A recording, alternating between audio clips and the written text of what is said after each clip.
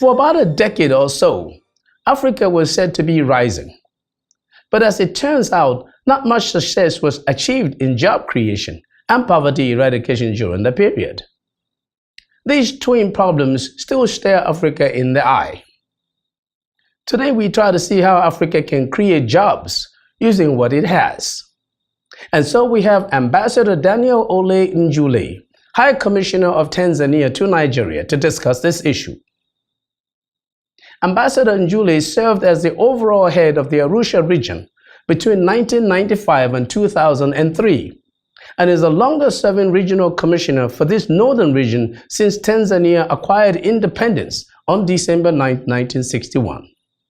He also served in Mwanza and Rukwa as the regional governor. Please join us in my discussion with Ambassador Njule. Right, Your Excellency, we're happy to have you in our studios once again. Today we want to talk about job creation in Africa. And, time passed, we said that Africa was rising.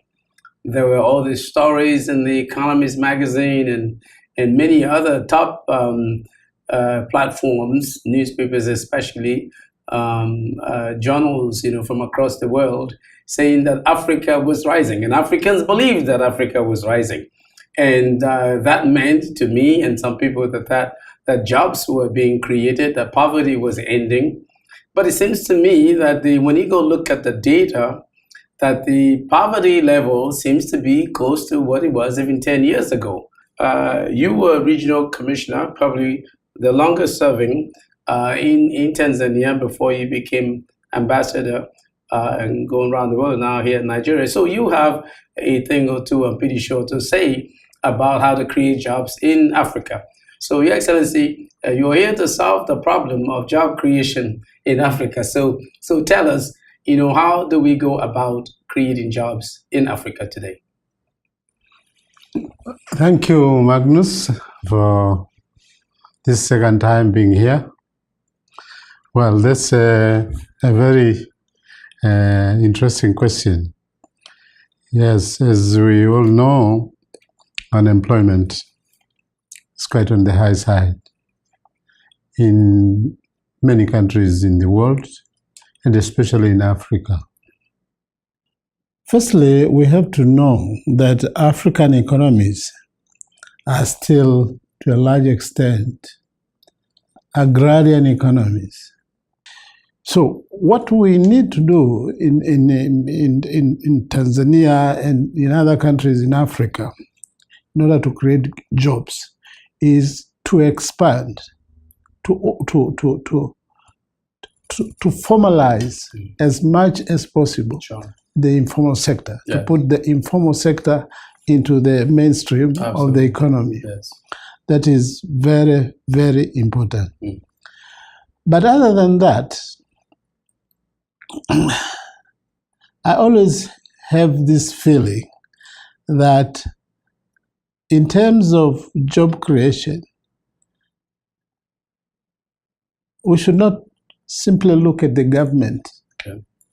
What is the government doing in creating jobs? But let's start from the individual. Okay, the governments have roles in terms of policy, in terms of inviting investors, in terms of investing itself through its corporations, whatever. But let's come back to the individual himself. Each person should ask him or herself. Yeah. What are they doing? What am I doing? But who should ask? Who should cause that to be asked? The government? No. Each person. No, why people will just wake up one day and say, "Let's ask ourselves questions." Yeah. What am I doing? What can I do to myself? What would make the person ask that question of himself or herself? Like trying to forget out that the government is there. No, but what makes them do that? At what point do they do that? If they don't have jobs. They don't have jobs now, they're not asking that question. No, that's what I'm saying, that So somebody has to tell them to go ask themselves that question. Yes. Don't wait for government to create jobs for you. Create jobs for yourself. Okay. And I'll give a few examples, practical examples of. There was this guy. He came to my office when I was governor, and he said, "I'm looking for a job. I have completed O-level, blah blah blah. I just need a cleaning job or whatever that I can get it from your office." I asked him, "Where do you stay?" He said, "I stay not very far from here." Whom do you stay with? With my parents. And then I went to the residence. Then I looked around. They have a house and they have a small garden, like a small lawn and a backyard.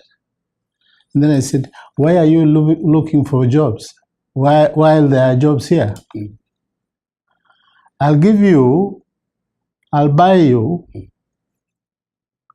a cook and about 5 chickens, and you rear it behind the shed of your house, and I'm sure they will multiply." I bought some. I called some guy from government. He made a small hut for the chicken and for the cock, and that is it. This guy today is a poultry farmer. I'm telling you, he's now a big poultry farmer. He's richer, far richer than myself. Wow, that's extraordinary. Yeah. That's it. But Your Excellency, where did the money come from that you gave to him? Was it your personal money, or was it government money, or was it a loan from somewhere? It was my personal money. Okay. But it's a very interesting. Do that for everybody. No, yeah, it's a very interesting question. Yes. Now that is where the role of government comes. That the government should establish institutions, sort of financing institutions, micro institutions, which can give small loans to small holders, be it in poultry, be it in agriculture, be it in whatever. Yes. So that they can then pick up from there.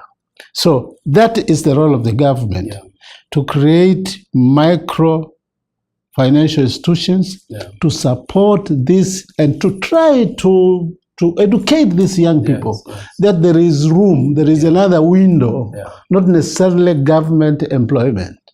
You can self-employ yourself by doing this or by doing this. So the government should be catalytic, should be involved in the job creation process. You know, I was telling you that little joke that they play on MSNBC with, I think it's Lawrence O'Donnell, where on the show, he says that people are saying the government should not be in the business of creating jobs, that the private sector should create jobs. And the guy says, you're a government official, the government created your job. So, for sure. So the government should be involved in connecting people to private microfinance institutions. That is very true. Making sure that there's that relationship. So the government sort of like oversees that relationship. Exactly. Looks for where there are problems, maybe the interest rate is too high for specific sectors that the government wants to promote, and they can subsidize the interest rate in those areas. But I think that the government has a strong role, in my view, in promoting, catalyzing actions, that will bring about jobs. I agree with you. And Your Excellency, you said young people. That's where the problem really is. Does Africa have the capacity to create enough jobs, adequate jobs, well-meaning jobs that pay well for our young people that are pouring into the marketplace? The way you see, even if you take the case of Tanzania, do you think there's a capacity to do this? Because the population is big, and the kids are pouring into the marketplace. I don't see, and I don't believe that the government has that capacity. Okay, so and that's why I'm saying the private sector should be involved. Okay. In the private sector can also be involved in establishing such micro financial institutions. They will do it only if it's in their interest to do it, if it benefits them, if they make a profit from doing it. Yes. It's the only reason that the private sector will do it, unless there's a thing that the government does to promote that environment. What the government can do is to support, yes. If you like, to subsidize yes. Microeconomic institutions yes. that will help absolutely these young people yes. in creating jobs for themselves. Yes. That kind of a thing is quite possible.